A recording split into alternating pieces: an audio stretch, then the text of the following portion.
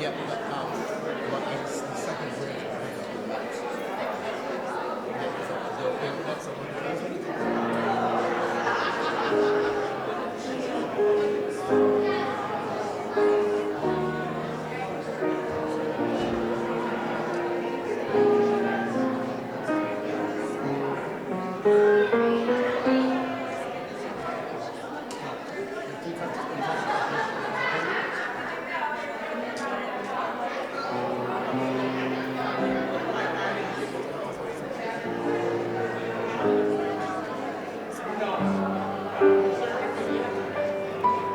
I'm an angle like that, so yeah, I'll angle like that, so we'll do that whole part again 3 times.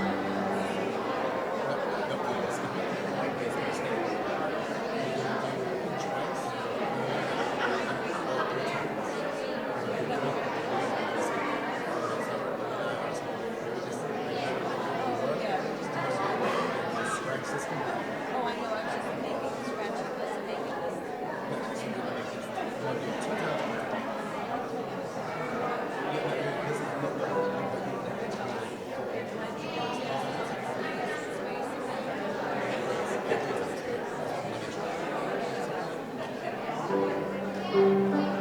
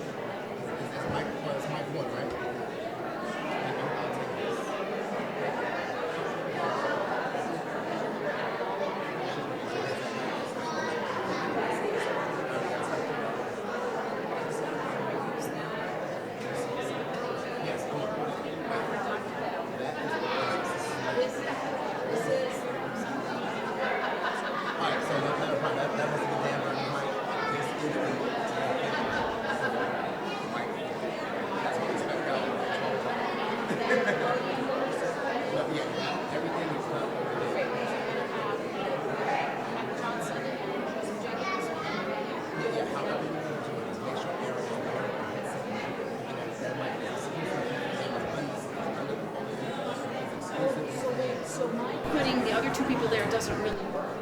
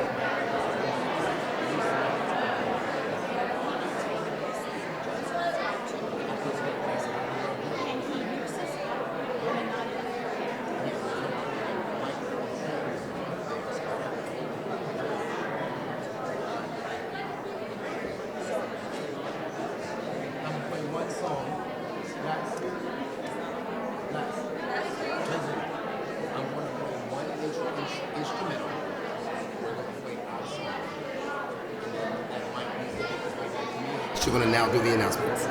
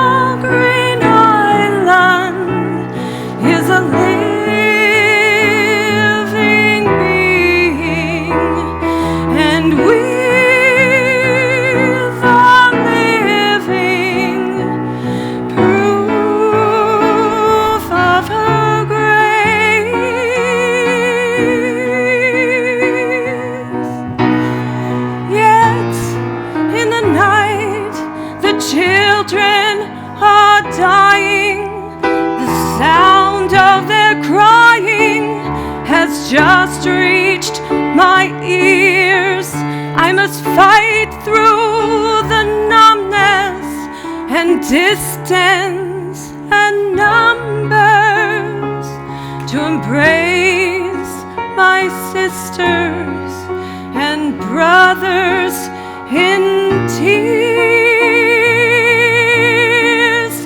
You and I on a small green island, spinning round and round in space.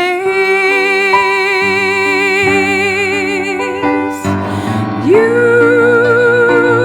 and I on a small green island, spinning round and round in space. And the small green island is a living being, and we, the living proof of her grace.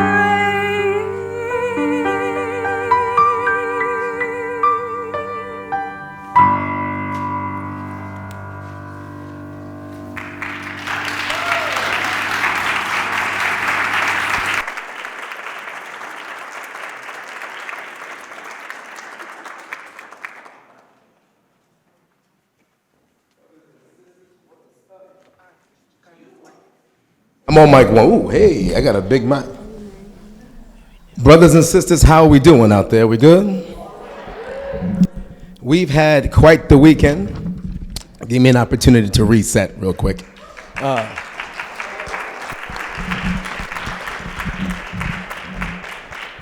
This has been an amazing weekend. I remember last year we were talking with Leslie and Holly about the weather, and we predict and control all those little things.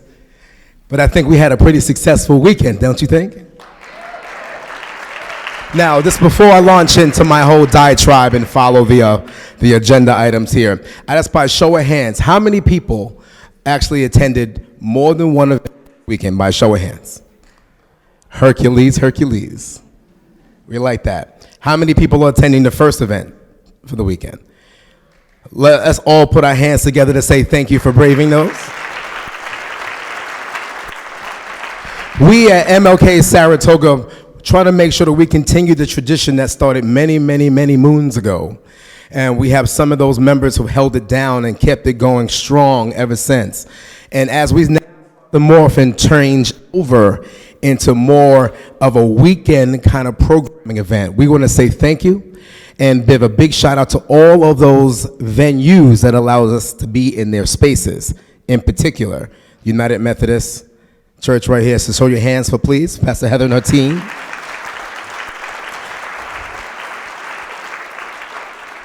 We have also sponsors, the Unitarian Universalist Congregation of Oak Springs. Please show your hands for them. Dyer Phillips AME Zion Church, show your love for them, sponsors us today. And with that being said, we have a great amount of things going on today, so hold on to your seats. Open your hearts and your minds. Let's all be a body collective. Don't forget to visit mlk.org as frequently as possible, because it does not end with this weekend. We have events that we are a part of, co-sponsoring or working with organizations throughout the Capital Region throughout the year. So please, if you haven't signed up for our mailing lists, please do so. You can do that at mlksaratoga.org. With that being said, can we all stand, do it in the old MLK way for the blessing? Reverend Michael Bell.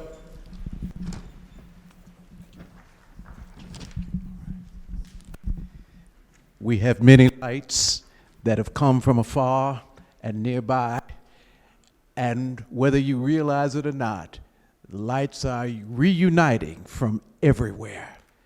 And there's nothing that darkness can do about it.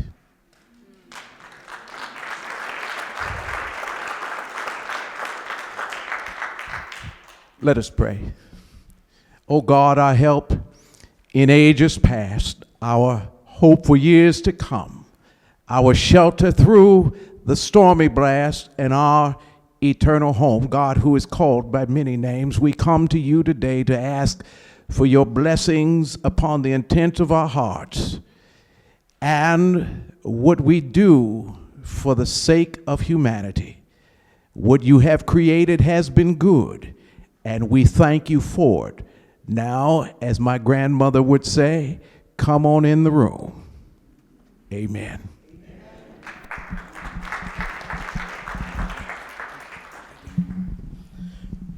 All right. At this time, we like to have another opening piece by a woman who means a lot to me, actually. You know, Doctor, I love it. Dr. Marino Morgan is going to bless us with a song. Oh, you good to go? Off my ear. Okay, it seems to be working now.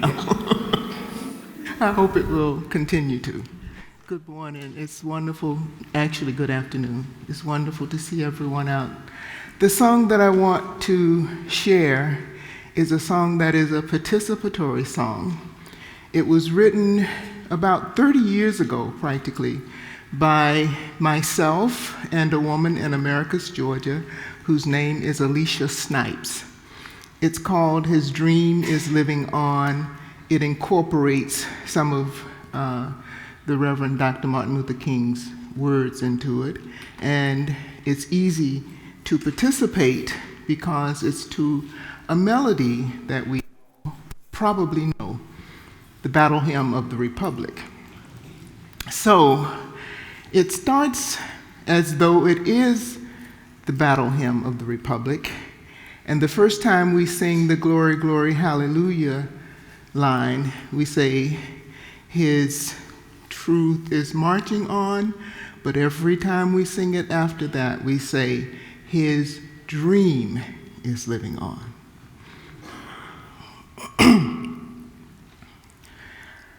Mine eyes have seen the glory of the coming of the Lord. He is trampling out the vintage where the grapes of wrath are stored. He has loosed the fateful lightning of his terrible swift sword. His truth is marching on. Glory, glory, hallelujah. Glory, glory, hallelujah. Glory, glory, hallelujah. His dream is living on. There was a man who lived. Martin Luther King was his name. He had a dream in life that we should be treated all the same, both blacks and whites together. We could live here in harmony. His dream, it still lives on. Glory, glory, hallelujah. Glory, glory. I even hear harmony. Glory, hallelujah. His dream is living on. He marched across this land, marching with others hand in hand. He stood for what was right, and with nonviolence He did fight despite the troubles on our path. He said one day, thank God Almighty, we are free, free at last. His dream, it still lives on. Glory, glory, hallelujah. Glory, glory, hallelujah. Glory, glory, hallelujah. His dream is living on. Even though he's dead and gone, the dream he had, it still lives on.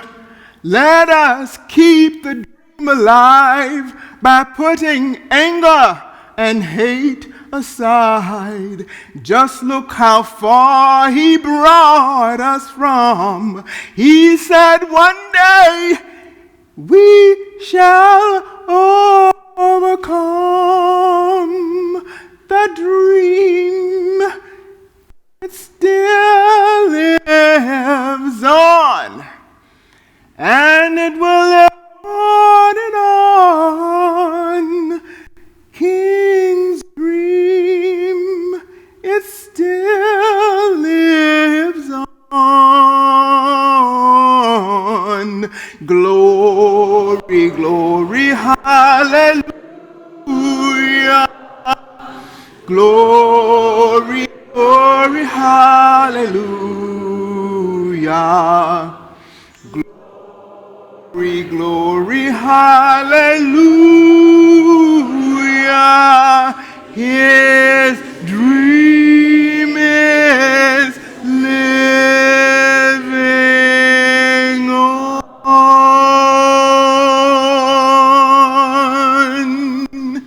Keep the dream alive.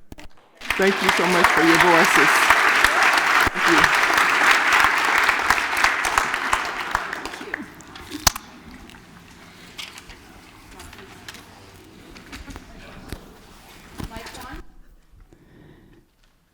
Dr. Mary Nell Morgan.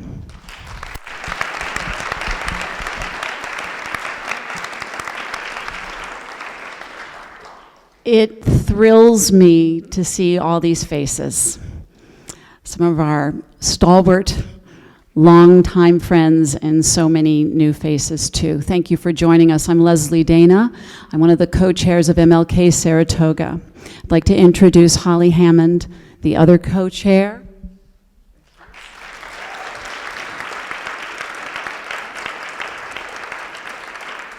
And most everyone knows our last co-chair, Garland Nelson.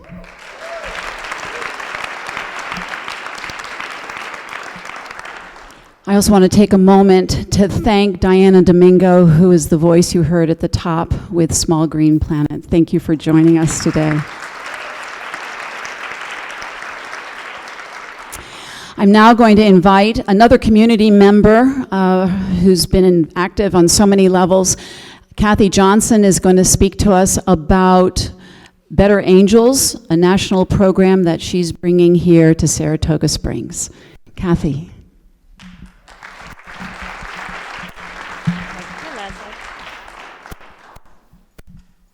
It's a little easier from up here. Hi, everybody. So, how many of you have actually had the experience where you're with a friend or a relative and you start to talk a little bit about something you're passionate about, perhaps politically, and all of a sudden the other person turns at you with glaring eyes and they start yelling at you, or somebody's talking to you about their political issue and they're so wrong and you start to yell at them, or maybe you take the peaceful path and you shut your mouth and you criticize them in your mind, or you go home and you speak to your friend and you're like, I cannot believe what just happened. Today, We have a war going on. Today, the United States is not so united. So Better Angels is it's an organization launched in 2016. It's a bipartisan citizens movement built to unify our country. It brings blue people and red people. That's kind of how we look at them rather than by political party, but by their leanings. We bring them together into a working alliance. We're building new ways to talk to one another, to participate in public life, and influence the direction of the nation. We used to be able to do this. We're working to do it again. Abraham Lincoln in 1861 wrote, "We are not enemies, but friends. We must not be enemies. Though passion may be strained, it must not break our bonds of affection. The mystic chords of memory will yet swell the chorus of the union when again touched, as they surely will be, by the better angels of our nature." So, a little bit more about Better Angels. This comes from a declaration that was written at a convention. It said, "Finally, to the millions of our fellow citizens eager to overthrow rancor and contempt and find one another again as citizens and friends, we say to you, now is our time." The yearning for change among Americans is strong. The stakes could not be higher. Our goal is clear and urgent. We, the people, not only must heal our nation, but we can. Please join this cause. Let's depolarize America. On March 11th at 6:30, at a location to be determined, will be our first activity, when we will be learning more about what Better Angels is all about, and we'll get started in reuniting the United States. Thank you.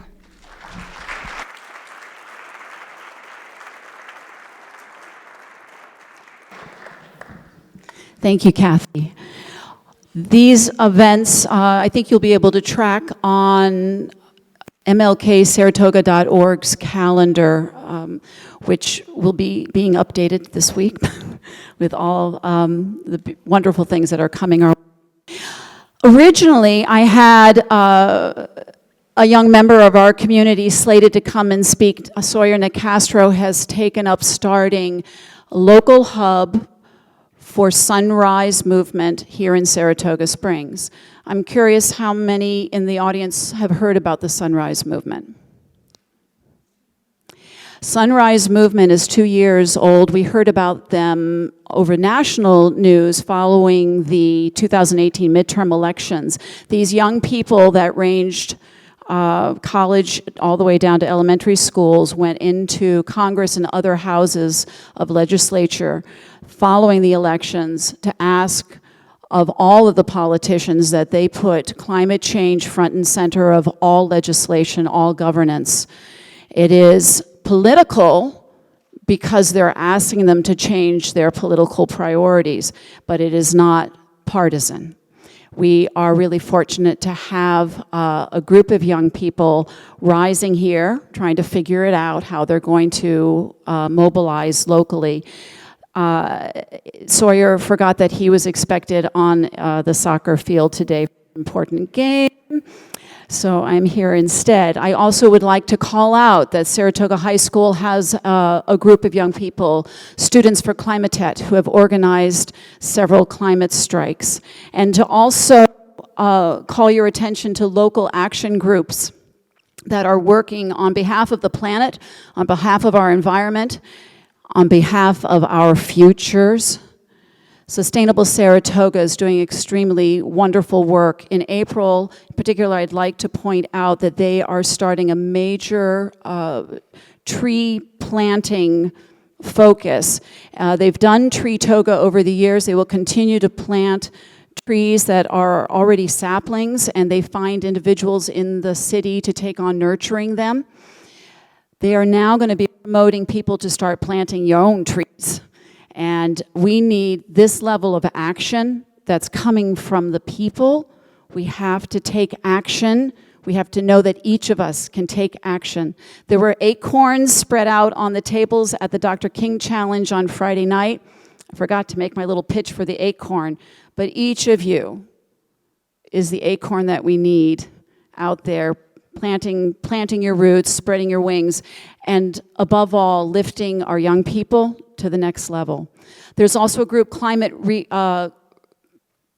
Reality, which I'm not quite so familiar. It's a national group, but there is a local organization here, and I would love for us to start finding a way to bring all of our local groups together to speak with each other, quarterly basis, just hear what we're all doing, and know that each of your voices is not just significant.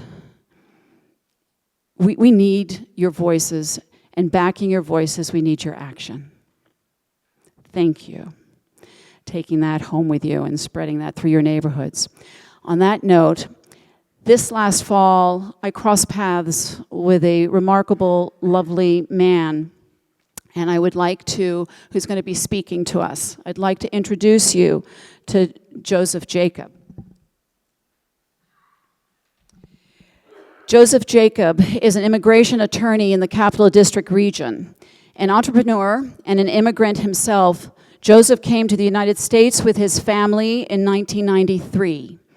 A native Arabic speaker, Joseph represents clients from New York and New Jersey, where he's admitted to practice, as well as clients and businesses from around the world. He is a member of the American Bar Association, New York State Bar Association, and the American Immigration Lawyers Association.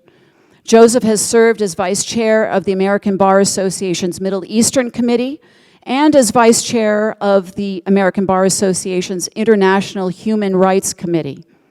I found a quote on his site that Dr. King would have embraced. "We strive for excellence through collaboration and cooperation." Please join me in welcoming Joseph Jacob.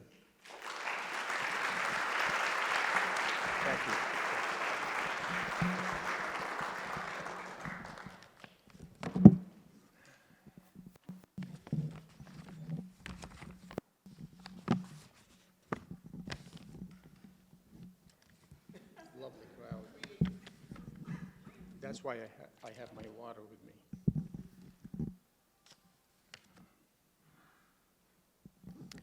Dr. King had a dream. We are gathered here today to proudly and loudly declare that we believe in that dream. Good afternoon, everyone. My name is Joseph Jacob, and it is truly a pleasure to be with you in celebration of our iconic civil rights leader, Dr. Martin Luther King, Jr. My wife, Rana Bitar, and I are originally from Syria. We came to the United States in the 90s, and we had a dream. My wife is a physician and a poet. She recently published a poetry book about the Syrian war. It's called A Loaf of Bread. She had many engagements reading in the capital districts, most recently at Cafe Lena and Saratoga Public Library. Today I want to share with you one of her original poems written in Arabic and translated into English by her. I hope it will be fitting for this celebration. It's called The Road. You may discover after a while, and a while could be years, that the path you carved with your footsteps had covered your imprints. For long, you were looking ahead, thinking that behind you, you had made a way. You may discover after a while, and a while could be years, that the road you made to withstand storms is made of dust, and it is blown away in the breeze. When you look behind you and only find the maze of your dreams, do you seal your lips and bow your head? Or do you scream, I will not retreat. I will now restart all over again.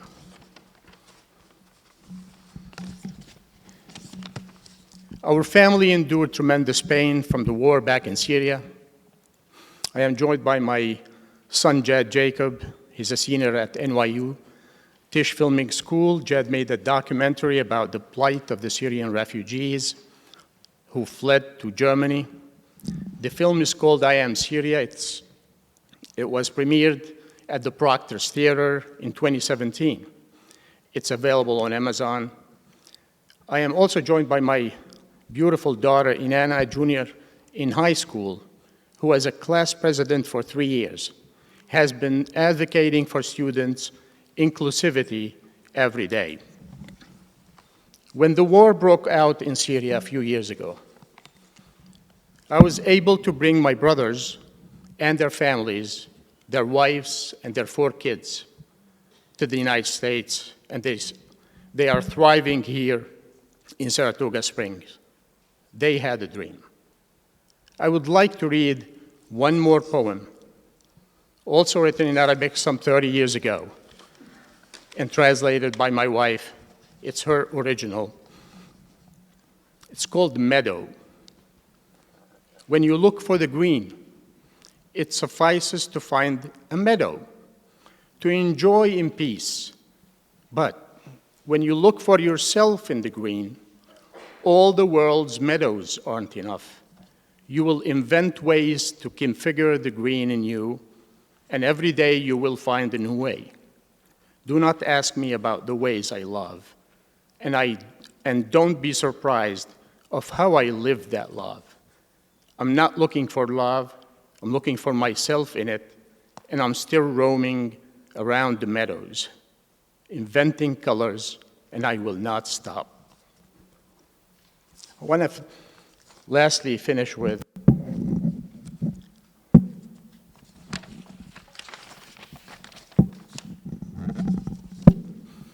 on the night before his assassination, Dr. King came to Memphis in April 1968 to support the strike of the city's black garbage workers. And in a speech at Mason Temple Church, he said, I've seen the promised land. I may not get there with you, but I want you to know tonight that we, as people, will get to the promised land. And I'm happy tonight. I'm not worried about anything. I'm not fearing any man. Mine eyes have seen the glory of the coming of the Lord. Ladies and gentlemen, we are happy tonight. We're not worried about anything, and we're not fearing any man. Thank you.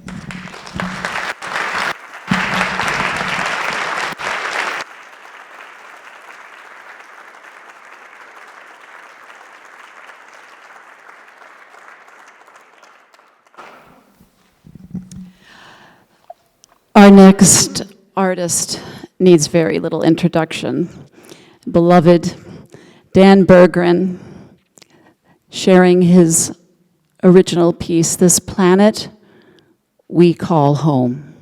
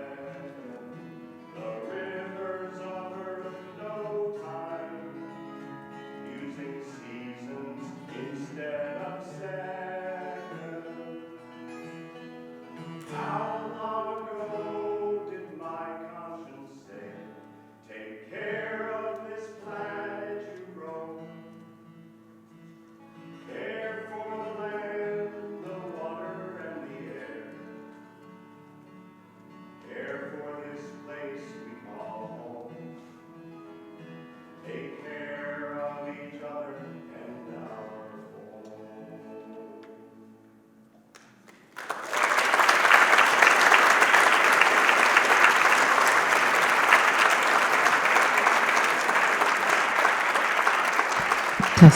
Dan Berggren.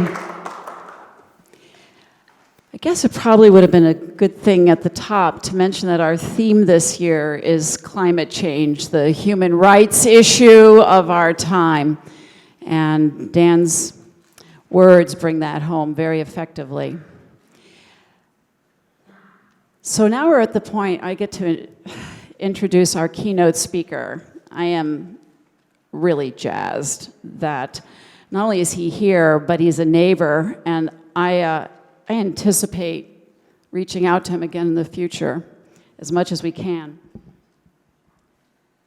Aaron Mayer was here last year for Sustainable Saratoga's Sustainability Fair, and now we get to hear him here. Aaron Mayer, an environmentalist and activist, served as the first African-American president of the Sierra Club from 2015 to 2017, an American environmental organization founded by preservationist John Muir in 1892. A resident of Schenectady, he works for the New York State Department of Health as an epidemiological spatial analyst. All right? And continues to be deeply engaged in the environmental justice movement. In 1995, Aaron founded the Arbor Hill Environmental Justice Corporation, which was a member of the White House Council on Environmental Quality from 1998 to 2000. He also founded, served as board member, and lectured at the W. Haywood Burns Environmental Education Center in the Albany Capital Region of New York. In 1999, Aaron was a member of Friends of Clean Hudson. In 2000, he received an EPA Environmental Quality Award for cleanup of polychlorinated biphenyls, PCBs, on the Hudson River. Aaron also served as a board member of the New York League of Conservation Voters in 2000 and has held numerous leadership positions regionally and nationally with the Sierra Club since his 1999 membership. A prolific writer about the environment and its intersectionality with social justice and democracy, MLK Saratoga is honored to have Aaron Mayer join us today in honoring of Dr. Martin Luther King Jr. and the necessary ongoing call to continued action. Aaron Mayer.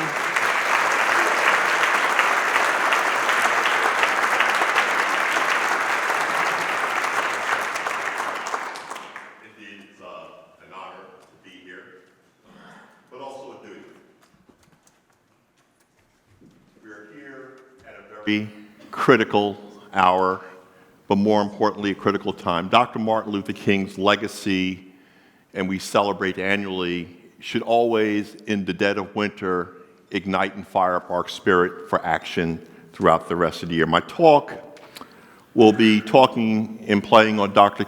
King's garment of mutual destiny. I will then lead into the restoring of our wetlands, which is a twist on Drain the Swamp.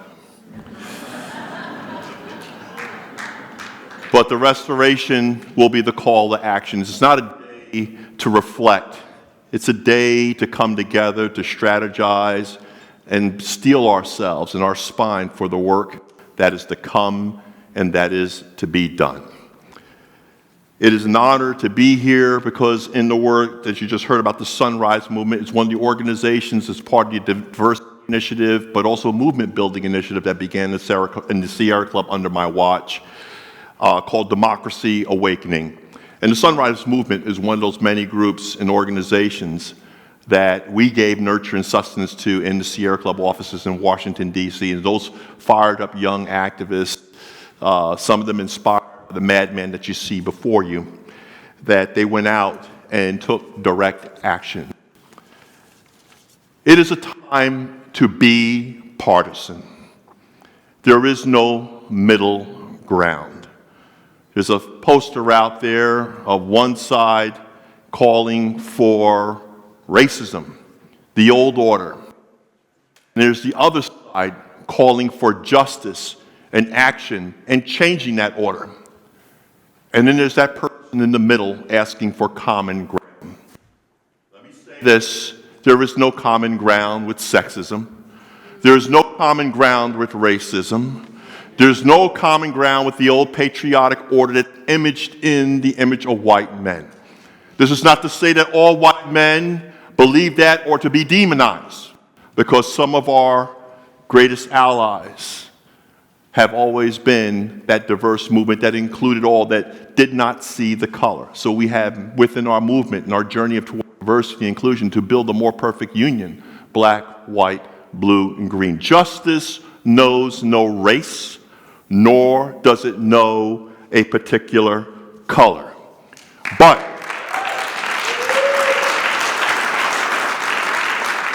justice demands that we speak truth at all times. When we say God is good, all the time. We must speak truth to justice.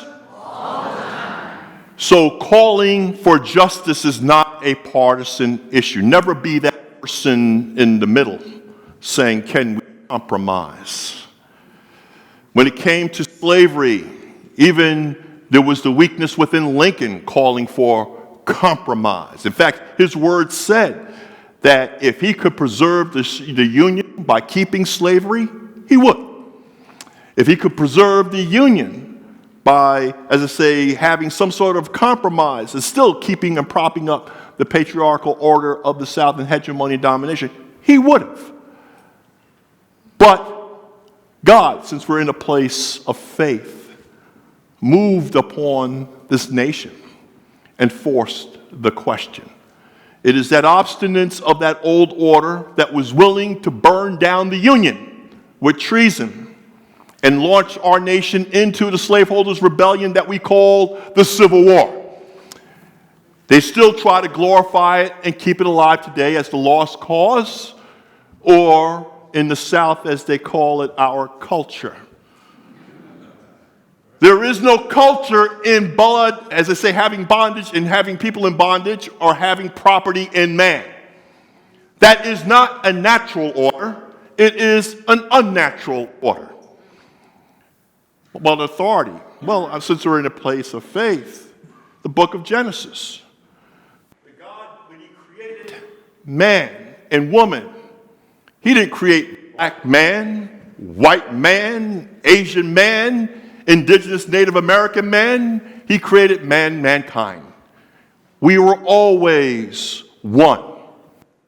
Through our adaptation throughout, as we spread and were fruitful and multiplied throughout the world, we took on the hues and colors and diversity of all spaces of the planet. Only a few decided to reach within and come up with language of division, of exclusion, as if one's genetic strain was significantly more or better than the other. And any geneticist will tell you that there's no difference between us. We have traits that control our hair or skin, these adaptive traits that deal with the geography of where we are located. There's no specific endowment that gives one intelligence over another human being.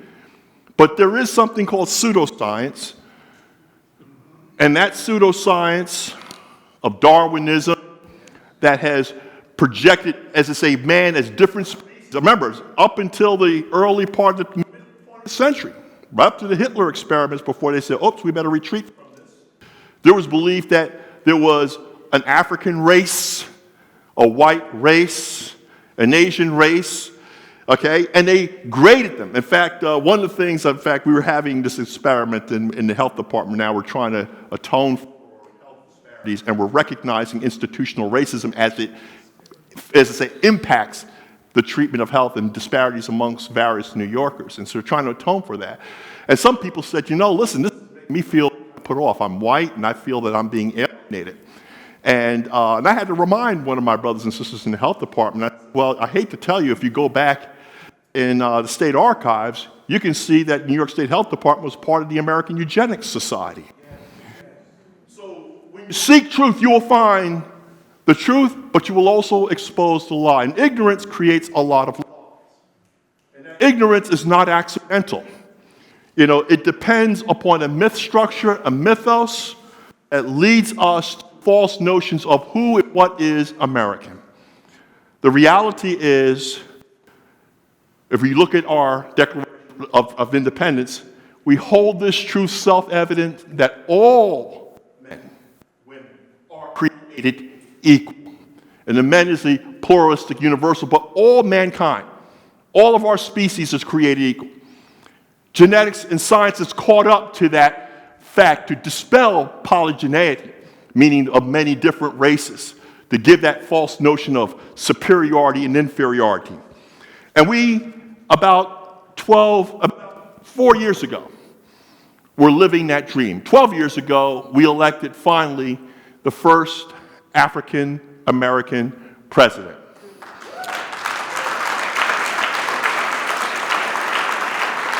Yeah, we celebrate it, but there's a boogeyman in there. Because with the blessing and truth and liberation comes always, as they say in the words of dialectical historical analysis, what that means for every action, there's an equal and opposite reaction. So as you push forward toward truth, old institutions push back for the old order. In that truth, we thought we were going to be post-racial. In that truth, we somehow thought we have overcome. In that truth is that song during the campaign, when you get to the mountaintop, tell me what you see. That we're now going to rise to another. And therein are two things. The blessing of the vision of what can be, and if you are not careful stewards of yourselves, the darkness that can follow. With the change that brought the first African American president, brought great fear because other truths were starting to be told. The science of us becoming a much more diverse nation, and that we really have to work on the paradigm by which we interact, and how do we take it to the next level? Because after all, we're all a nation of immigrants. We're all a nation of immigrants. There are the First Nations, the people who are indigenous to this land. And there were the whites who came and seized the land from them, and through blood, carnage, and disease, decimated and made many of these tribes extinct. And the third class of people are the forced nations. Those were people who were through bondage, through slavery, that were enslaved and brought here.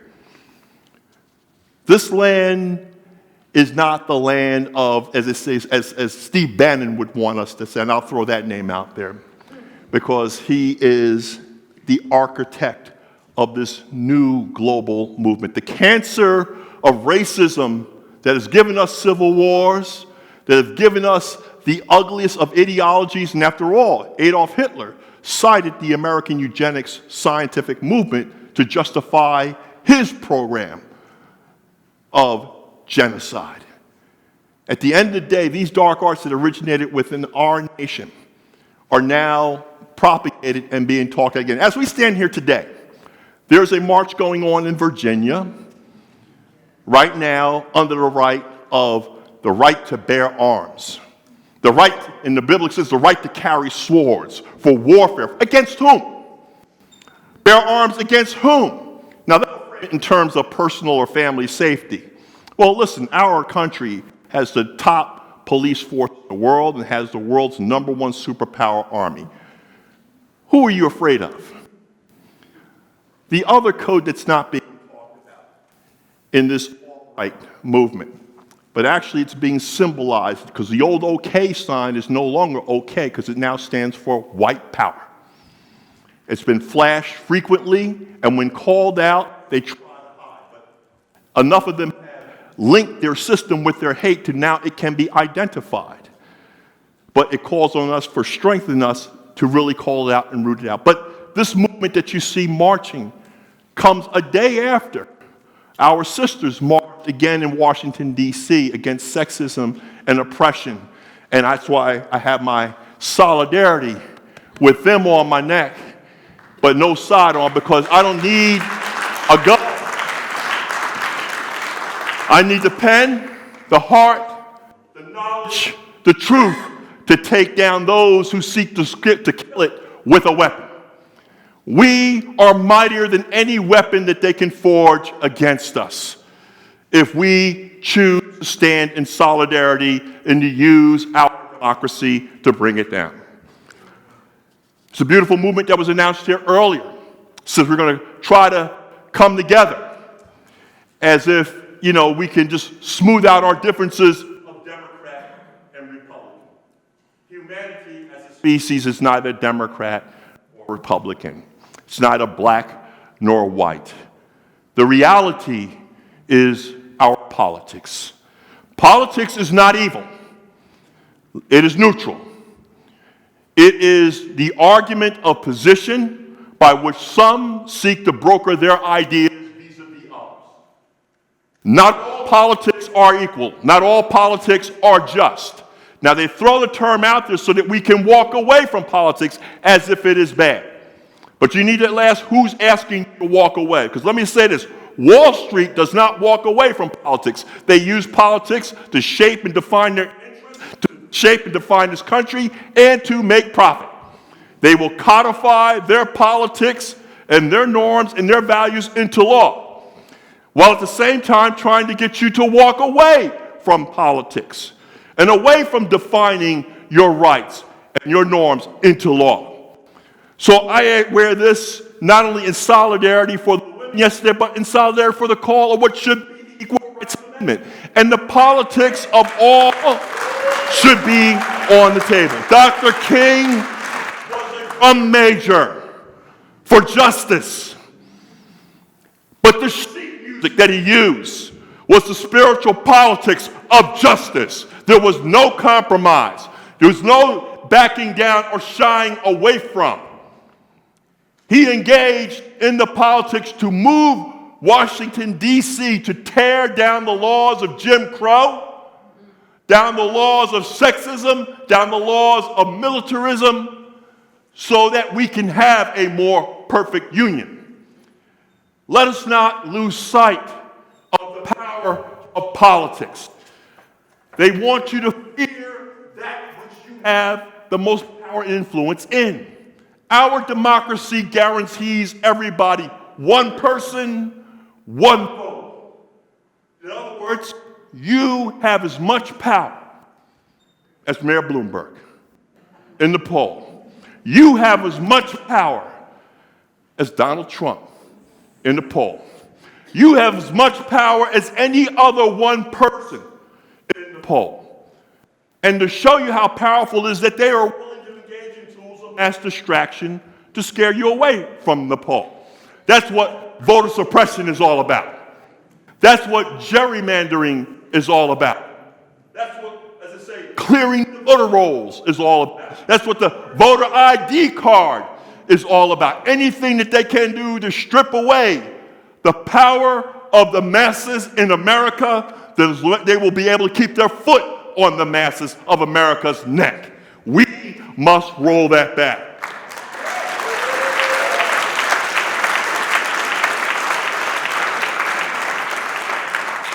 But there's another side of that power, because not power that they have, the power that corporations in Wall Street have is not enough to see it in terms of they want to control Congress.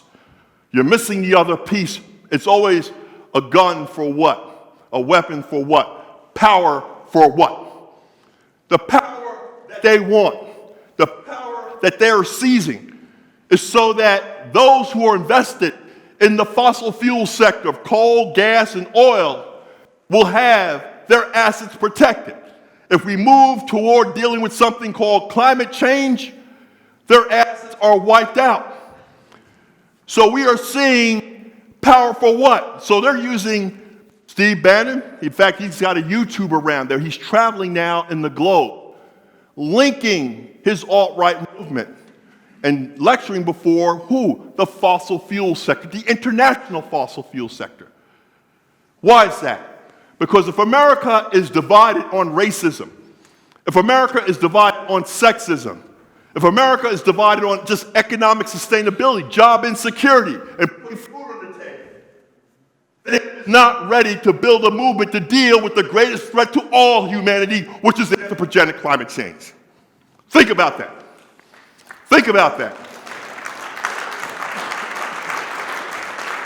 It's not a Russian war on American democracy, because Russia is a monocrop nation. Y'all know what that monocrop is? Y'all know what that crop is? Oil. Oil. So the destruction of American democracy goes hand in hand with propping up their asset in oil. Keeping the progressives and keeping the environmental movement out of the White House, instead of passing laws that will create clean, green energy and clean, green jobs. They want us to be divided. They want us to elect an administration that will put what? The fossil fuel industry in charge. They want to roll back every single shackle of environmental regulation that curtails and undermines their profits and profitability by passing legislation that kills the science. But even in this administration, the truth cannot be and has not been suppressed. Even with their bad scientists that they stack, some of them, the majority of them on the National Science Panel are not even scientists. But even still, they produced a report that said what? The implication says what? What does the IPCC say? What? How much time we have. How much time we have. Now, it doesn't mean that we will go extinct, but it's critical action. As scientists, they're saying we have 5 to 10 years to act decisively on climate. Now, we had a longitudinal glide path back when Brother Al Gore was traveling the world saying we must act on climate. But politicians being as they are, big business being as it is, it's the game of delay. So they Washingtonified, by Washingtonified I mean they use that big global pastime in Washington, D.C. of kicking the climate can down the road. Now you can't kick it any farther. And a lot of poor folks know when the bill comes due, because that's the point in which things are going to get shut off and you're about 3 inches from being put into the street. All of America is 3 inches from being put in the street.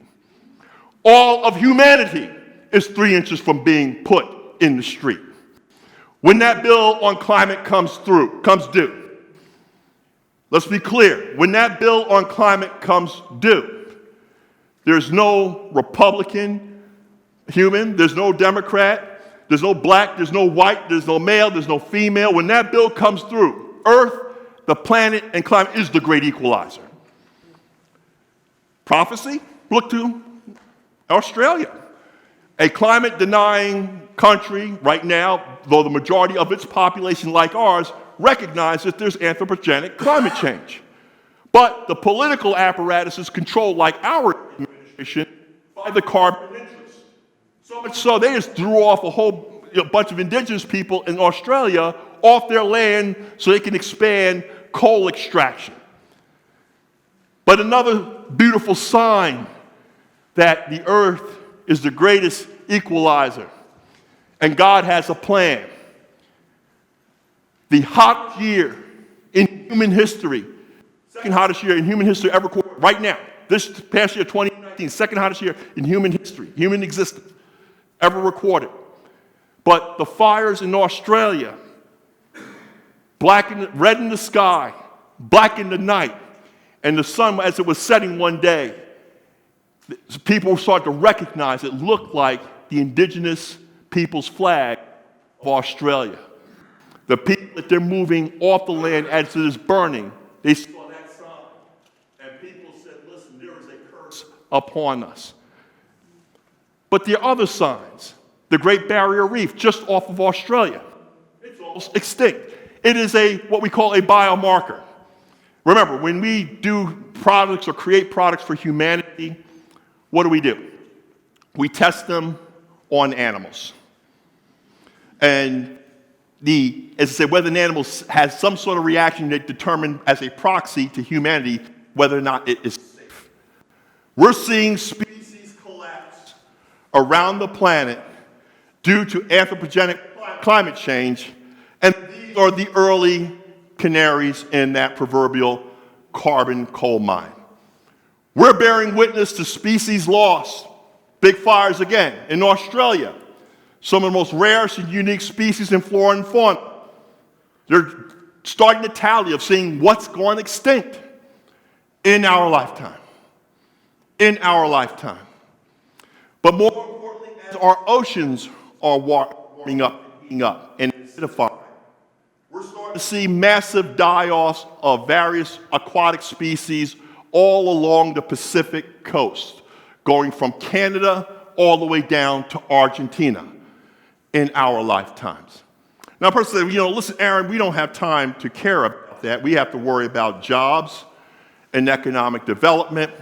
We got to worry about feeding our bellies. But see, that's the great trap, and that's the politics. And this is where the 1%, our current arrangements on our economy, work very well. Because if you're concerned about job security, you're not going to vote on the bigger picture issues that are creating the job insecurity, but also the other bigger picture issues that you may be the last viable generation in human existence, because all generations following you, because you failed to act on climate, will start to now suffer the worst effects. This is that, I say, inches from being kicked to the curb. And let me be clear. As much as you see that stuff about SpaceX and reusables, capsules, and them launching stuff up into space, no matter what they create, there's still nothing available for the billions of humanity that are on this planet. But more importantly, the real thing to focus on, there is no planet B. This is it. This is it. The time for us to act is now. Now, we're in a church, so I have to cool some of my talk. Now, we have a person in that great reaction as I talk about the dialectic and the pushback against the crises that are facing us, planet, economic insecurity, wars, and all these things, and that is a method to the global madness. And part of that fear of change, just even within the United States, because again, as I say, if a superpower catches cold, the rest of the globe is going to get pneumonia. Let me say it again. If a superpower, United States of America, catches a cold, the rest of the world, the planet, is going to get pneumonia. When the world's leading superpower fails to act, the rest of the world ain't got to worry about following. We cannot use our superpower control of the UN through global contracts and proceedings and the control of the global banking system to force systemic change that we need to tackle climate. The carbon sector recognizes this. They realize that we got these other wars and fights for various markets. The wars that you see in the Middle East, Afghanistan, Uzbekistan, I call them all Pipelineistan, because it's about moving carbon from one place to the other. It's about moving carbon from Afghanistan, Iran to Western China. So they must what? Take all the Uyghurs and put them in concentration camps and get rid of their culture under the global terms of the global war on terrorism, because Muslims are all supposed to be terrorists, right? But we're good.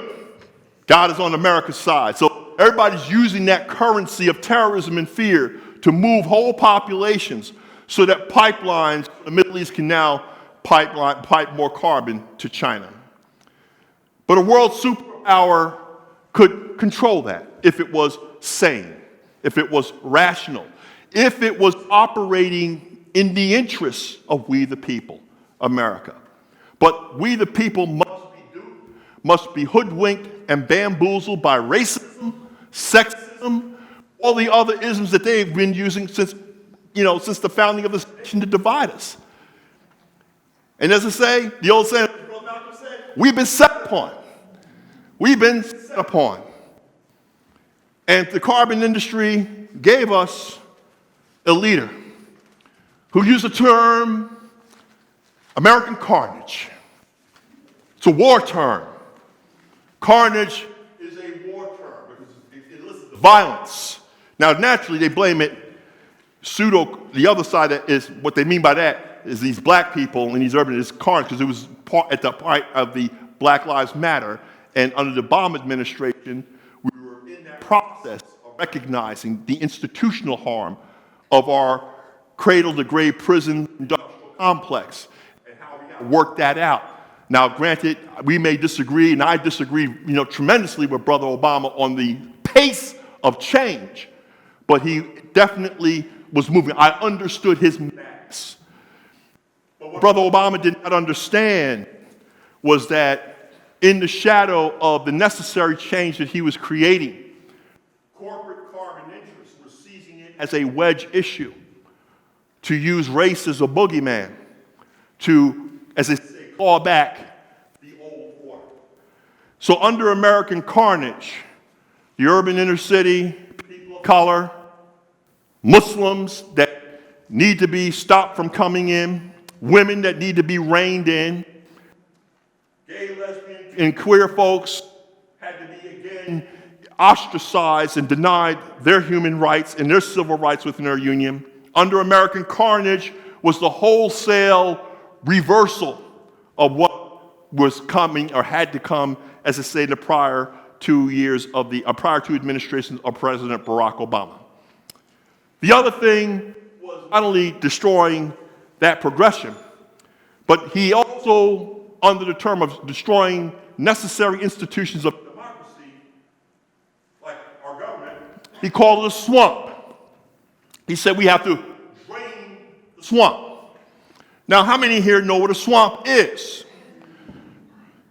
Okay? How many know what a swamp is? Show of hands. How many know what a swamp is? No, you don't. No, you don't. Okay? Swamp is a real estate developer's term. Swamp is not a term in the book of Genesis, because we know on the second day whose spirit moved upon the waters. Any theologians in here? Didn't we have a pastor in here? Did he go already? God's spirit moved upon the water.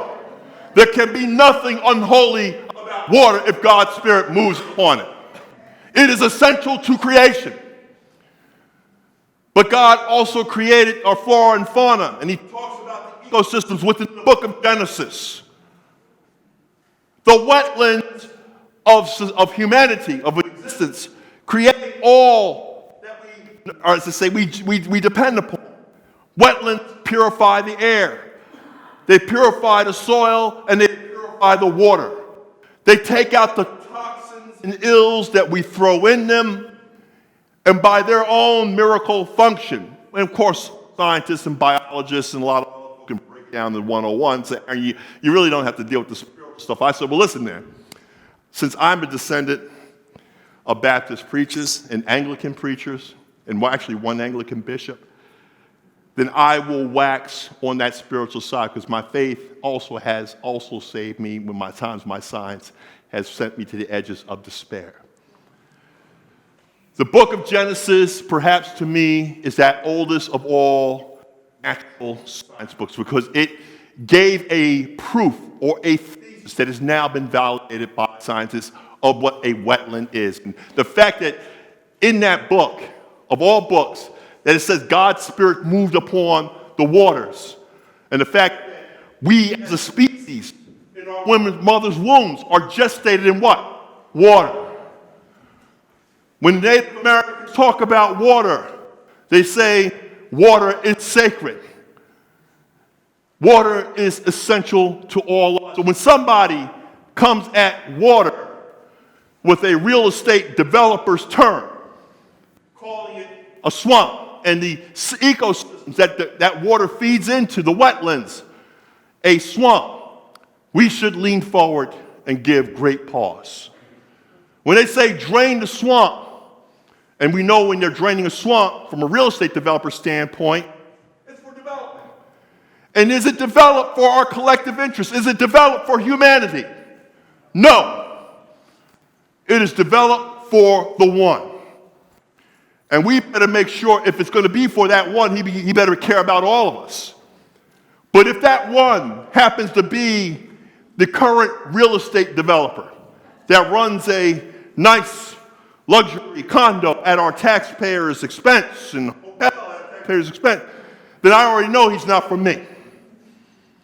I can look at my brothers and sisters, fellow Americans on the front line in Puerto Rico and see what the future is. I said we are 3 inches from the curb. When the climate crisis hits our nation hard, like it did Hurricane Sandy when it hit New York State and the New England area, who was the last to get served? People of color. And this administration, in its wetland language, swamp language, he's already told us what he thinks about immigrants, brown immigrants. We come from something whole nations, something whole people. That should have been a clarion call for every brother and every sister in this country, every church pulpit to be on fire and be out in the street. I know what Dr. King done. The question is, my brothers and sisters, what will you do?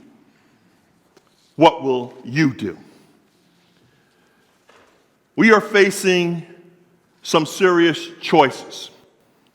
The crisis in our country is an assault on our democracy. We cannot save the planet if we don't have a healthy, functioning democracy. Our democracy and the politics are like the water and the wetlands that are needed to filter out the corporate poisons and the selfish poisons and the racist poisons and toxins that are tearing us apart. There is no middle ground. There is no compromise. There is no, this person can do it for you. There's no incrementalism. It must be dealt with now. We have been asleep because of our material level of consumption relative to the rest of the world. The rest of the world manufactures products in the most toxic environments, the things that we stand and find comfort in the climate in this room. We no longer manufacture ourselves. We now offshore because we can control the legislation and laws of those other nations that produce it for us. So they have to live with dirtier, toxic environments so we can have nice plastic tables. Now listen, we know that we got to have stuff to live on. I'm not against having stuff to live on. But we could be like Germany and make sure anything that we manufacture is 100% recyclable. And they say it's a little bit more expensive. Of course it is. Because extreme wealth comes from them taking from labor and taking from the planet without paying back. This is what they call draining the swamp.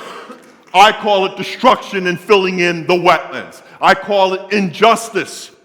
And we must seize our democracy back so that we can write the laws, write the institutions, write the people, and begin the healing that we need as a nation to also get ourselves ready for the greatest of all threats against humanity, which is climate change. How do we do that? How do we get there? How do we push for that change? Well, that's why this election, this cycle coming up, in that 5 to 10 year window, that countdown that began 2 years ago, this is what we need to do. Next slide, please.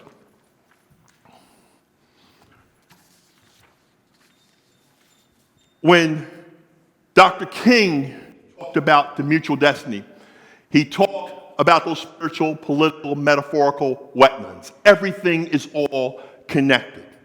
I'm looking globally at the climate crisis as well as domestically. The global climate crisis, if it's, as they say, think of it as an inverted pyramid. That sharp point base is that elite 1% that are sucking the wealth and benefits, but those at the top, we, planetary species. We're all tied together, and we're going to be first to feel the effects. And it'll eventually work its way down. But we are the first on the front lines. Right now, communities of color, First Nations, nations, third world nations around the world, they're on the front line. We are already seeing mass human migrations. People say, well, they want to take our jobs. That's not why people are migrating. They're migrating in many cases because our State Department is reinforcing corporate regimes that are stabilizing their democracies so that Wall Street can have a nice bottom line. We need to connect those dots. Nothing has changed. But Wall Street also profits off of racism and sexism, because if it can pit brown America, it's Hispanic America, it gets Asian America, it gets female America, then each of you will scramble for the job without looking at collective bargaining and collective interests. It's about making you insecure so you can engage in the madness and not see the consequences of their bigger design, but more importantly, the destruction to our society that will result. We have to reverse these things. And when we pull at any of these things, the thread that the current administration is pulling at is that thread that connects us all. They're tearing apart that very fabric of mutuality that Dr. King tried to save and preserve. It's about awareness. Dr. King wanted you to be aware that it's all connected. And the beautiful symmetry is that John Muir, through science, he realizes that it's all connected. We cannot take out one piece of our ecological systems and expect it to stand without collapse. Think about that. We cannot pull at one thread without it collapsing. We are now at that critical juncture of what are we going to do? How do we restore that fabric of mutual destiny? Next slide. We're talking about a Green New Deal. We're talking about a Green New Deal. Don't get lost in the term and don't look just to Washington, because every single person in this room and every aspect of America are critical parts of that Green New Deal. Do not let corporate America define what it is. Now it is discussion. If you are aware of a true civic process of engagement, the opportunities would be flowing through all of us. We can now retool and revision America. We can put America back to a place of that virtuous cycle of leading the world. It's not just only domestic, but it's all the international arrangements that get us there. They're looking for an it, and they're running around pejorative corporations saying, well, you want to steal our hamburgers. Listen, man, hamburgers are not even nutritional, and living, aren't y'all tired of depleting another species for an unhealthy diet and destroying yourselves? You can have your hamburger. But again, boogeyman language to simplify a very important concept that we need to, mentally move forward. In fact, LBJ said, you can absolutely, rip and pickpocket a poor white man if you can tell him that he is racially superior to the black man. Racism is a very critical and integral part, of, as they say, that language that they're talking about in D.C. It's not an accident that they're marching, again, that we had, Charlottesville, these alt-right and these Proud Boys. And people say, well, Aaron, I've seen some black people up there in the Proud Boys, so you can't say it's all black. We're not going to play that all-sum none game. We know what it's tied to.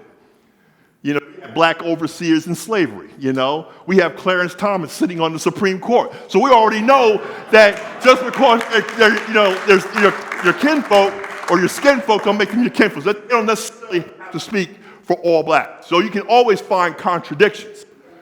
They like to make the exception in the contradiction as if that means something and that it is the norm. It is not. You need to separate that nonsense out.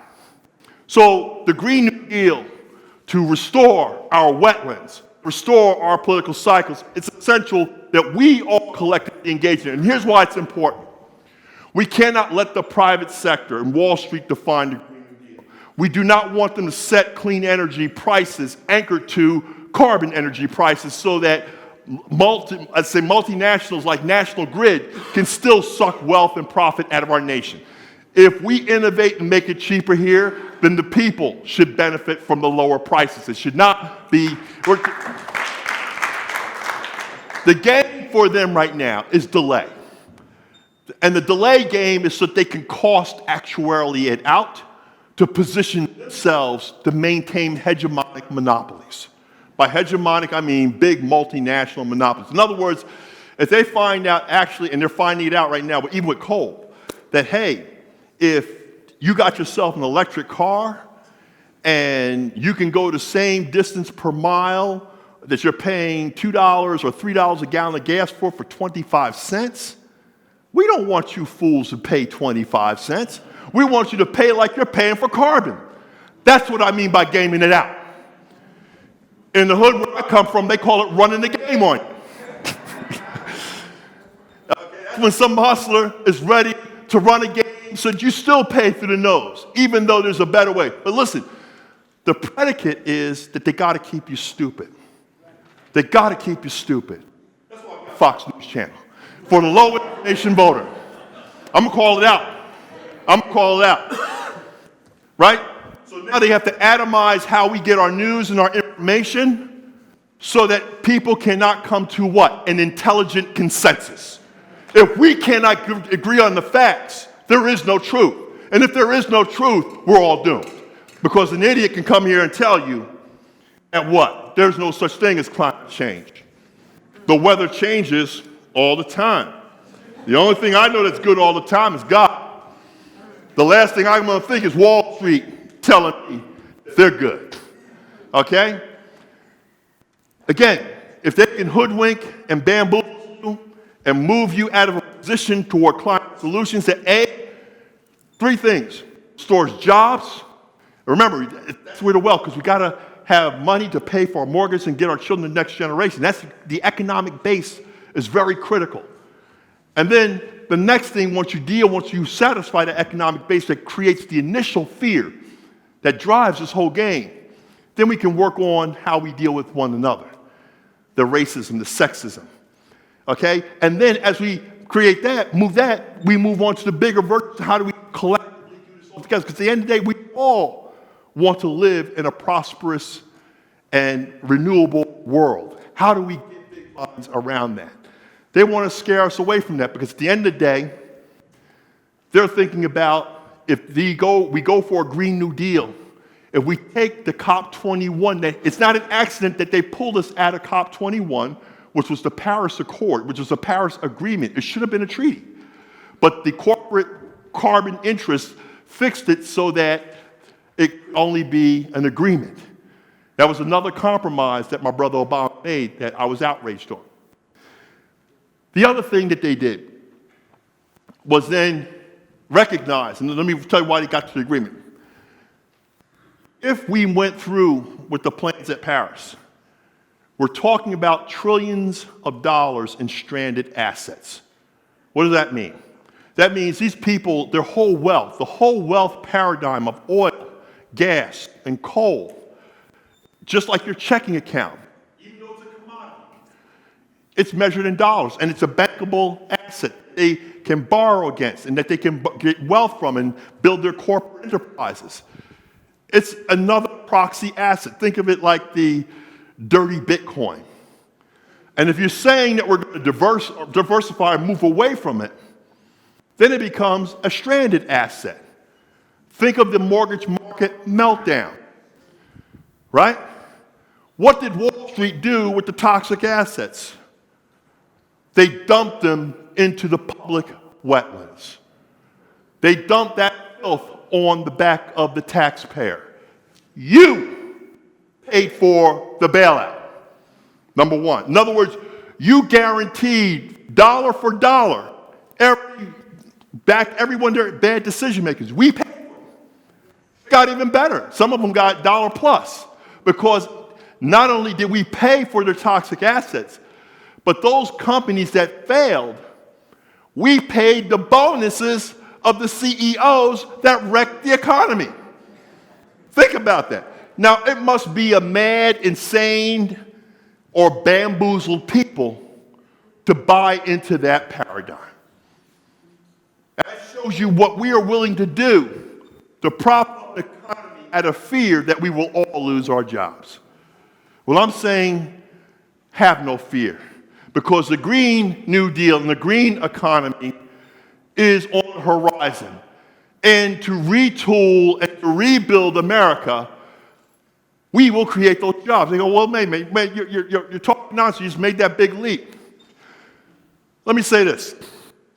FDR, governor of the state of New York, during the Depression, what he did was put New Yorkers to work. He created what was the Proto-Civilian Conservation Corps, one of the first proto-labs that he did. It was right here in the Adirondacks.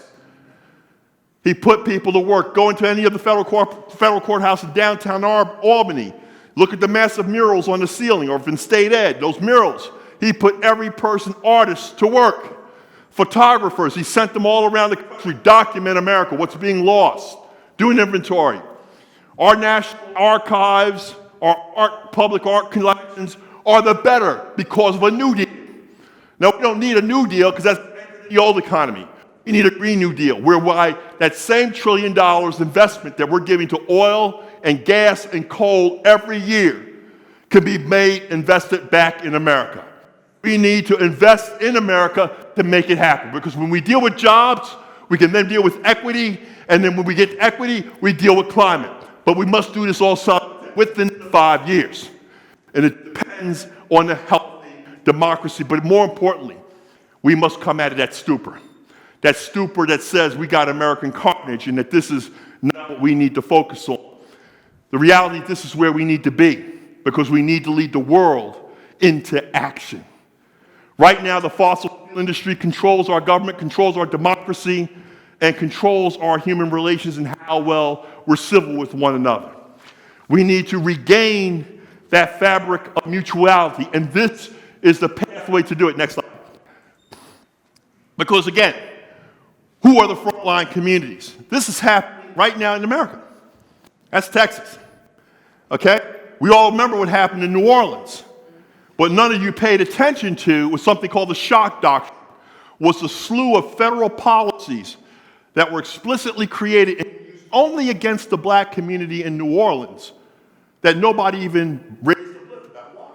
So America's divided between Fox Channel and all these other things, and those brown people there, it's Democrats that ran New Orleans in the ground. No, under the shock doctrine that they used, Hurricane Katrina, a natural disaster, they took state of emergency, they eliminated labor unions, they wiped out one of the oldest unions in the South, the teachers union, the postal workers union. They got rid of a lot of state jobs, okay? They also depopulated, because they had a national crisis, a state. They weren't quick to move them back because they wanted to engage in another experiment. This is where you call voter suppression on environmental steroids.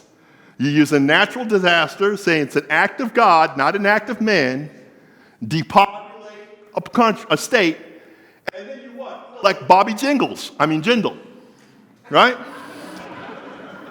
And so what did Bobby do? Now, he was brown. Again, here's that exploitation of the brown to pit brown on brown, okay? And he engaged in some of the most racist and anti-labor and sexist policies that pretty much put New Orleans, mainly for at that critical time, in the pocket. I'm getting a high sign. Next slide, please. Next slide. I'm going. Okay? We know about Flint.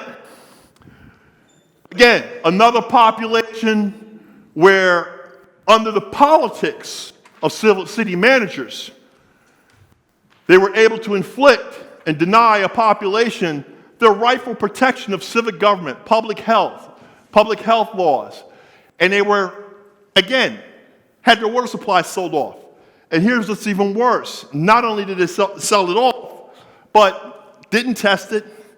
And what happened? They ended up finding that the toxins within the river eroded the metals in the pipes, and it poisoned an entire population.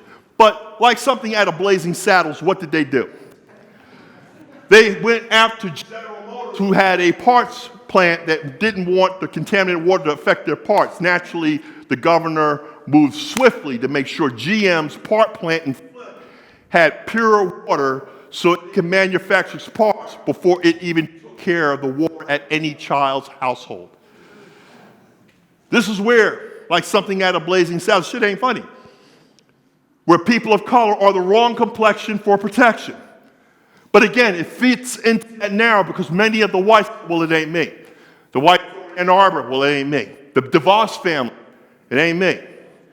As if their brothers and sisters suffering in one city that it cannot come to them.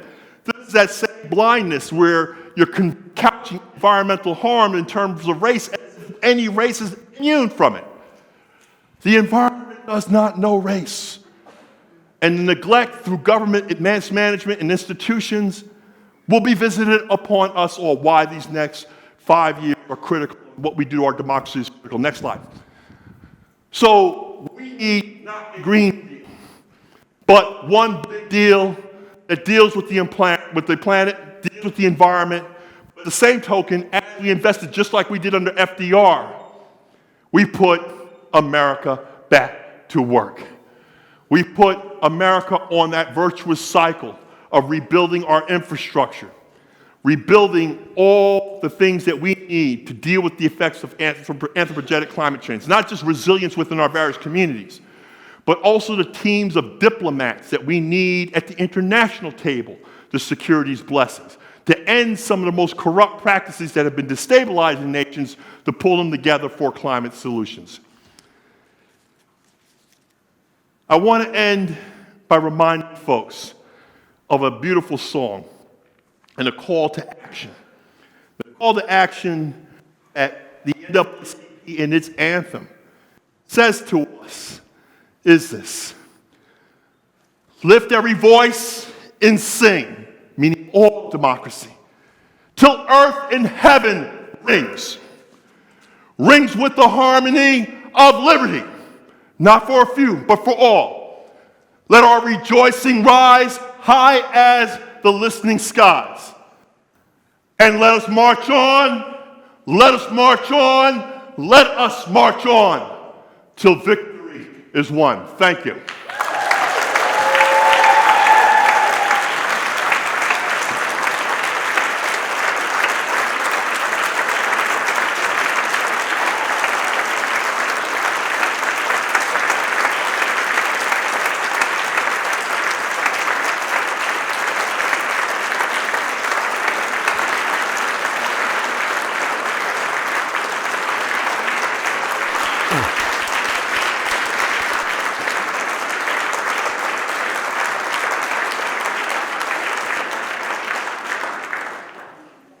I guess I'm supposed to leave a little bit of time for folks, and I've been warned to leave a little oxygen in the room because I can be long-winded. That's what happens when you have all those preachers in your family. But I turn it over to our host, who want to hear more boring responses to questions. Hold on a second.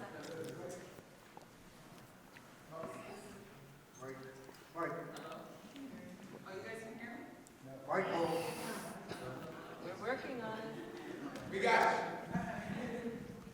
Check See one, that? check two. I done blew out the mic. Hello? Okay. So I would never get tired of listening to you. So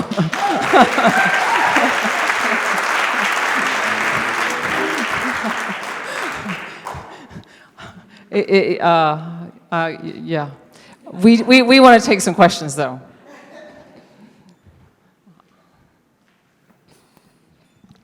Hello, thank you very much. One thing you didn't talk about as much as I'd like to hear about is about education, and how so few of us actually really look at the information and know how to research things and understand things from many points of view, and that starts with education. Mm-hmm. I'm glad you asked that question, because it was one of the things that this current administration went after. We appointed a non-education educator as Secretary of Education. We slashed funding for critical investments in just climate. Anything to deal with climate education has been gutted from all aspects of the federal budget, but more importantly, from education. But more importantly, infusing church and state in education. And so there are appeals to God in education that should not be there. Because we have churches, we have the faith community. I'm not afraid of the church, but I'm afraid when a particular denomination gets a hold of our national intellectual pulpit and says its creed transcends all creeds. This is the danger. I come from an eclectic, diverse spiritual background, but at the end of the day, I'm also a scientist.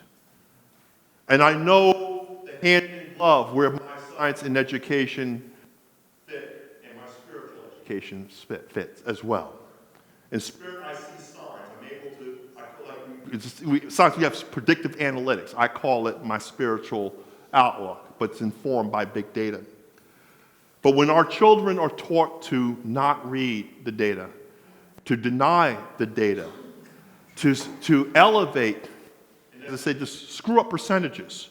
You have 3% of scientists that are in denial about climate change, but you have 97% that say it's happening. But then they end up doing a 50-50 by putting the deniers in the same space as the 97. So they don't put 97 to 3.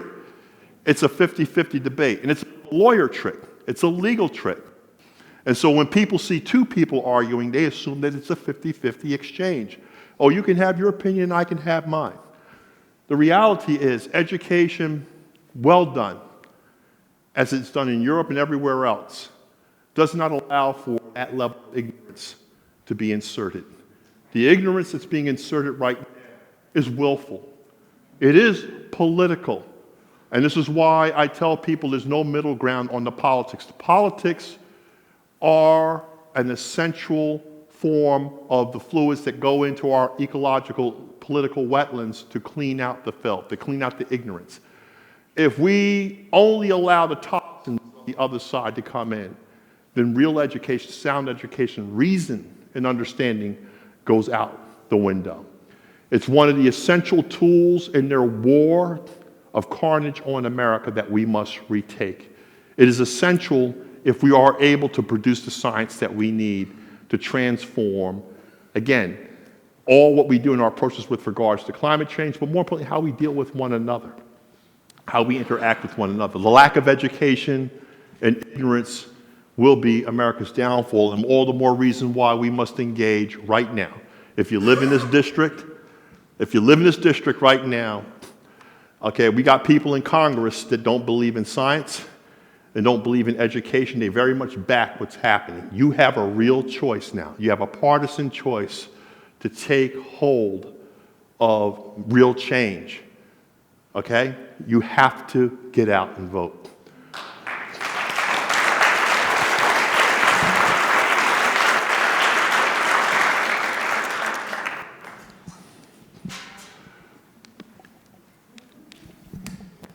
Thank you. That was terrific. I think many of us in here would be eager and grateful if you'd be game to share who you would like to see become the president. Listen, I asked you to do the enlightened thing. You know, my job intellectually is to teach you fish. I'm not here to give you a fish. I'm not here to make your choice. I'm asking you to consult science, consult your brother and sister and look at the condition that they're in, consult your neighbor, and let that guide you. But for God's sake, know the difference between what you have now and what you see now in Washington, D.C., coming out of what's here now, and knowing that there's something better. They're the ones that backed a non-educator educator.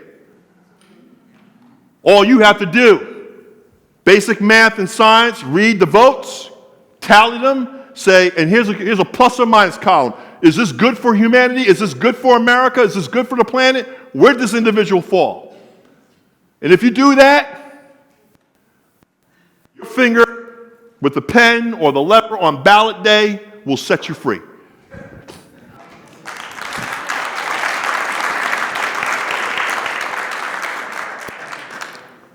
I think, as much as I hate to say this, I think we have to.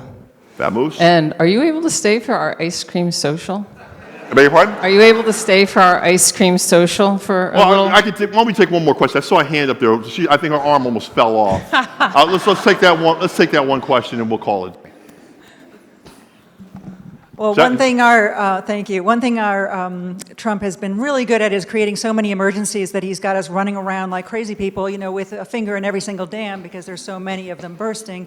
So I guess I would like your help in helping us prioritize, because obviously we've got to win the next election, but we have so much work to do that, could you help us kind of figure out, where do we start? What's the most important thing? I'm going to tell you right now. How many brothers and sisters from downstate in here? How many people from downstate? All right, good hands. How many of y'all know about a game called 3-Card Monte? Raise your hand. It is the oldest flim-flam game in the world. That's where your head is thrown around like this as them cards be doing. And first they set you up to win a quick 20, maybe a quick 40. And then they got you hooked. And once they got you hooked, then you're ready to be bamboozled and set upon. So my answer and advice to you is don't be distracted by the mess that you see. It's intentional. It's intentional. It is designed to keep you in fear, confused, and dazed. It's designed for you to hate your mother, your brother, even your children. It's designed for you to make you never know which way is up, that you just lay down. You know where we need to be. You know what you want. You want for yourself, you want for your neighbor, you want for your children a living wage job, their ability to have a decent education, universal health care, because they should not, in the world's advanced economy, be begging and borrowing to have insurance. You want for a tax rate that is just. If they're not talking about taxing all wealth, let me tell you this, real important. Welfare, people on welfare, how to count assets. Anything of value is counted or converted to a dollar value. So if somebody gives you a can of food, they have to add that up as a dollar value if you're on welfare. If you got a car, that's counted as a dollar. That's counted as an income value. And they do all of that to reduce your payments because you have all these other non-tangible tangibles or tangibles that they can calculate and put a dollar on, and they call that income. And all I'm saying, if it's good for the poor, it's good for the dang rich. I want them to tax Wall Street the same way they tax my income. Don't give it some fancy name of dividends and stock. No, income is income. Tax it the same. There needs to be something called a progressive tax rate. And more importantly, if it's bought and sold, if poor people can pay taxes on it, then dang nabbit, people in Wall Street can pay a stock transfer tax on every single stock that they sell. They have been riding on your back and riding on your soul and riding on your fear, the 3-Card Monte thing, so that you're hooked on your poverty, you're hooked on your circumstance till you don't know what to do. I'm saying you do. Look at who's there in Congress right now, and if they ain't working, get rid of them. And they're talking about how they're going to equalize your tax rate, give you universal health care, give you the right to collectively bargain, get rid of them. If they're not for you, then they're for somebody else. For God's sake, vote in your interest. Thank you. Aaron Mayer. I'd vote for him. I want to vote for you.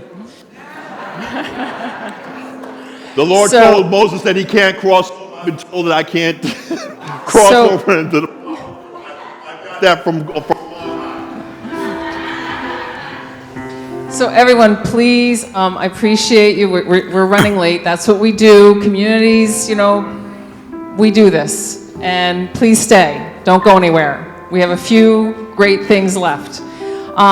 It's my job to make a couple of important announcements.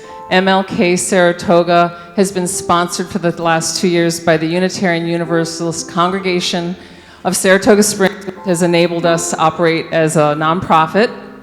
So we are very grateful to them. We are grateful to Saratoga Springs United Methodist Church for hosting us so beautifully today. And Dyer Phelps AME Zion Church co-hosted. And Cafe Lena was our venue Saturday. And they have an evening program tonight at 7 o'clock, Shamar Allen and the Underdogs, which is a ticketed event through Cafe Lena. So we have MLK Saratoga. Please go to our website, sign up for our emails. We have a lot of events coming up. I'm going to do a quick run through. There's a monthly anti-racism book club that we don't have a date yet, but if you're interested, sign up and we will email you. We are doing a film screening of Healing Justice, which is a documentary about the school-to-prison pipeline and restorative justice practices. That's going to be February 13th at the Presbyterian New England Congregational Church. Another one of our hosts, as many of you were there yesterday, thank them. Again, all these details coming, but I want to alert you to them. League of Women Voters is having a meetup discussion on court simplification 219, and I'm telling you these specific events because we're co-hosting, and that's one of the ways we are able to do as much as we do, by collaborating and networking and supporting each other. So keep that in mind. And Dyer Phelps AME Zion Church, Reverend Bell was here earlier, and they're starting a monthly discussion. The first one is next Saturday, the 25th. That will include an ongoing discussion of different civil rights issues. We're introducing the Poor People's Campaign. We want to re-energize that in Saratoga. I am going to stop talking because it's just too much, and we got to. But I think this is still alive. Listen, there's no nation like donation. And one of the things that the other side, the right wing, does well, and I'm going to tell you, a lot of those guys with the red hats, they're some of the poorest of the poor. But they will tithe themselves to feed their hate. I'm asking you to tithe yourself to support all the organizations that are supporting this function today. This can only happen with your love and support. And this can only happen if we're backing the institutions that back justice. If they're willing to give their last dime and dollar for a red hat and hate, I'm asking you to give that love for this organization and the organizations that are here today. And any politician that's running, again, tithe, because that's for the revolution. Thank you. Wow.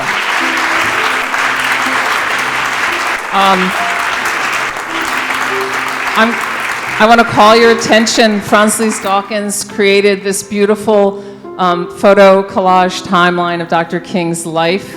Check it out if you didn't already. It's a tradition to be on MLK Day. Thank you, Franz Lees. And then a shout out to our fabulous honorary committee. I won't list them all, but their names are in the program. And somebody who didn't get mentioned, who's very humble, but she makes us look beautiful. Beth Rowan is our graphic designer. She designed the buttons you're wearing and the all are welcome signs and many more things that make us beautiful and visible. So I'm done talking, but stick around.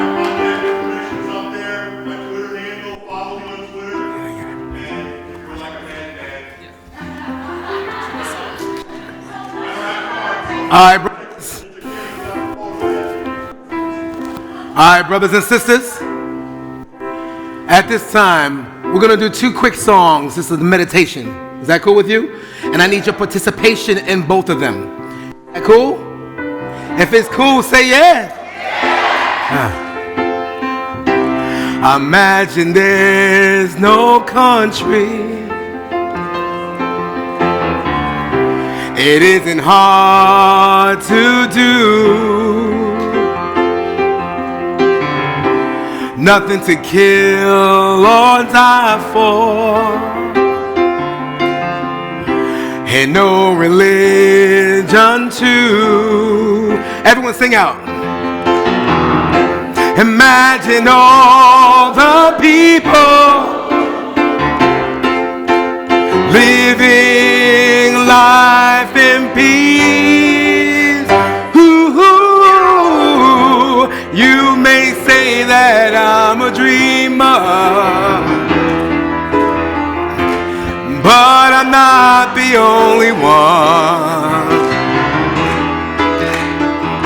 I hope someday that you will join us,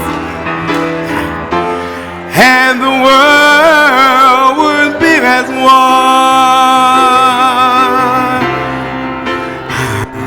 See ya. Imagine no possessions. I wonder if you can. No need for greed or hunger.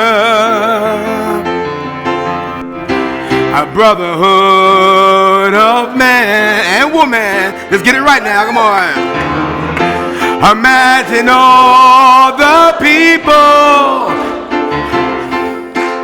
living all the world. Everybody stand up, y'all. You may say that I'm a dreamer, but I'm not the only one.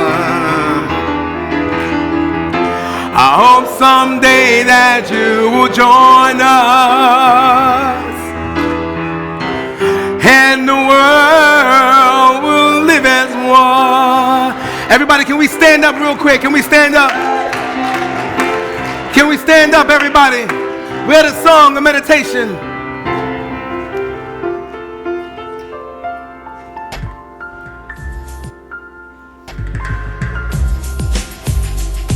Oh, turn me up now, turn me up. Oh, oh, turn me up. Turn me up. Ladies and gentlemen, when we are in the church, or when we out around the way, we get our praise on, we dance, we raise our voices, and we all join in. Everybody come on down. Oh. Everyone come on, come on.